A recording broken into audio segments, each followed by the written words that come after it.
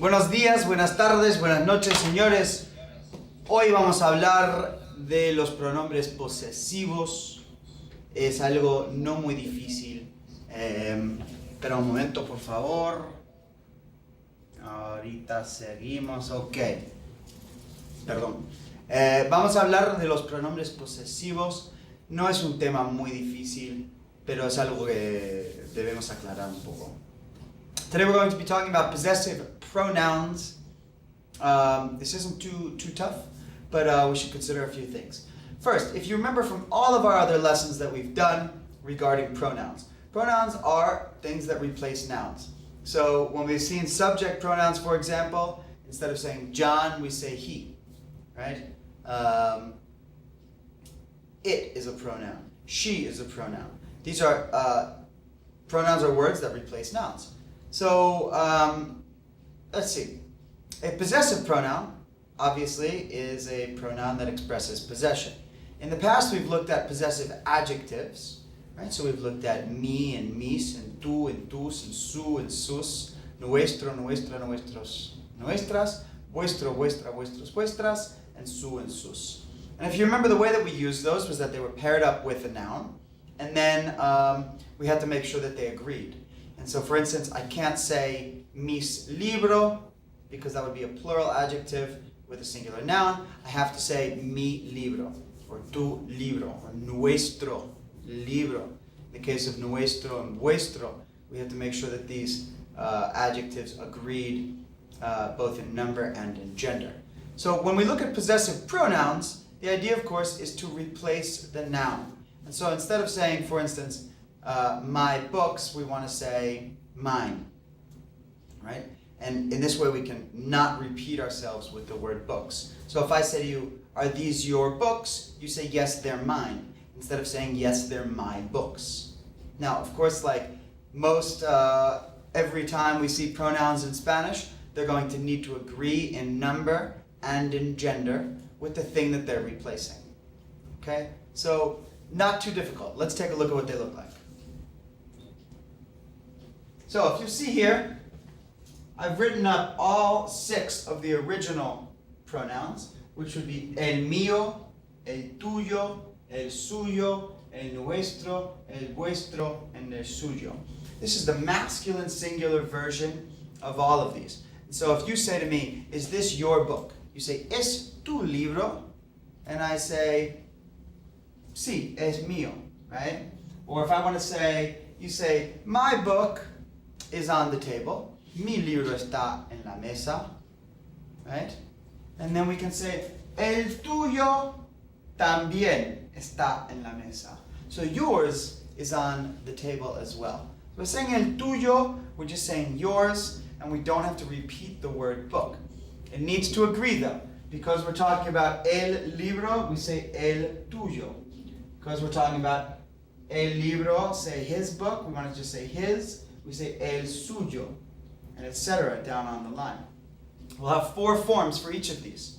So el mío, la mía, los míos, and las mías. And I haven't written all of the others, you can find them in your book, but you can also just figure them out really easily. El tuyo, so the feminine singular would be la tuya, then we'd have los tuyos for the masculine plural, and las tuyas for the feminine plural. El suyo, la suya, los suyos, las suyas. El nuestro, la nuestra, los nuestros, las nuestras, etc. Okay? Let's look at a couple of examples of how these are used. If you look over here, if I want to replace mis libros with the possessive pronoun, I can just say los míos. So that means mine, referring to books. If I say son tus amigos, are those or are they your friends? Son tus amigos? Sí. Somebody else answering? Son míos. They're mine. Notice when we're using the verb ser, we're going to get rid of the definite article. So this says los míos, but here we just have míos. After ser, we're not going to use the definite article. There's another one. ¿Dónde están tus zapatos? Where are your shoes? And this person says, los míos están aquí. Or maybe it's the same person. Where are your shoes? Mine are here. ¿Dónde están tus zapatos? Los míos están aquí. So notice it's los míos because we're referring to zapatos. If it said ¿Dónde están tus casas?, then it would say las mías están aquí. Okay? So just make sure they agree. That's the important thing. Once again, take a look at the different forms. El mío, el tuyo, el suyo, el vuestro, el suyo. Right? With all four of their different forms. One more thing to mention. As we've seen many times, when we get into the third person singular and plural, there is oftentimes some ambiguity about what we mean. So for instance, if I want to just say,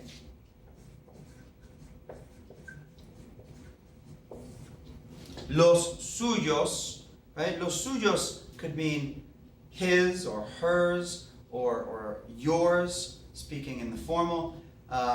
It can mean theirs. It can be a little confusing, right? Because el suyo and el suyo. Okay, so we have this sort of ambiguity.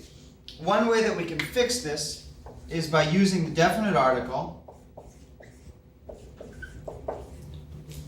and then saying de,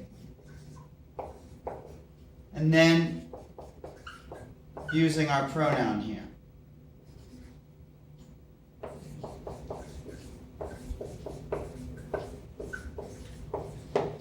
So what this helps us do is if I'm saying los suyos, right, and what I mean is his shoes, right, his, then I can just say los de él. If when I say los suyos I'm referring to hers, I would say los de ella. Right? If I'm saying los suyos and I mean yours, los de usted, right, etc. And so this is a way to avoid ambiguity. So if I say,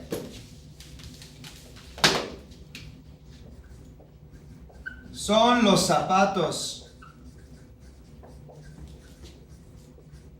de Francisco.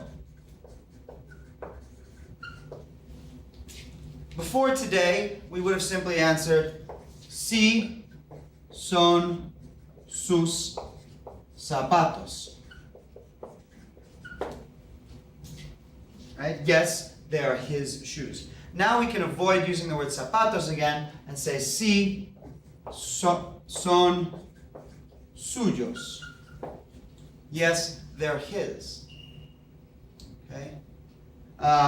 Or if we find that that's too ambiguous, in this case it wouldn't be because I've said, are they Francisco's shoes? And so by saying yes, it's pretty obvious I'm talking about Francisco. But if we found that there was too much ambiguity there, I could say, sí son los de él. Okay? If this question were about Francisca, then I would say sí son los de ella. Okay? So in this way we can avoid the ambiguity. That is the end of this chapter. And there's one more chapter left for the class. So keep up the good work. Keep up with the homework. Get in touch with me if you have any questions. Y muy buena suerte. Hasta luego.